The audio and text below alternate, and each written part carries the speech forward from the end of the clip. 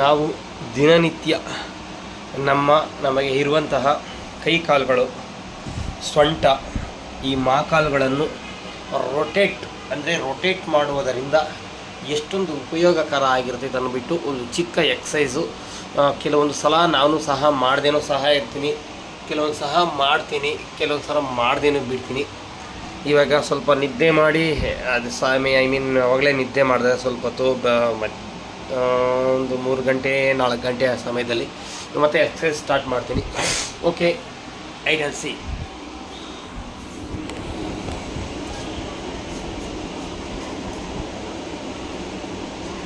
7, 8, 9, 10, 1, 2, 3, 4, 5, 6, 7, 8, 9, 10.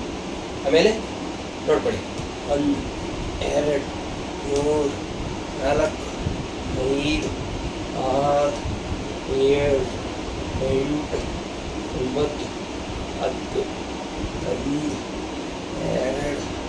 2, 3, 4, 5, 7, 8, 9, 10, 1, 2, 3, 4, 5, 6, 7, 8, 9, 10, 1, 2, 3, 4, 5, 6, 7, 8, 9, 10. ಈ ರೀತಿ ನಮ್ಮ ಇನ್ನೂ ಕೆಲವೊಂದು ಪಾಯಿಂಟ್ಸ್ ಆಯ್ತು ನೋಡ್ರಿ. ನೋಡ್ರಿ, 1, 2, 3, 4, 5.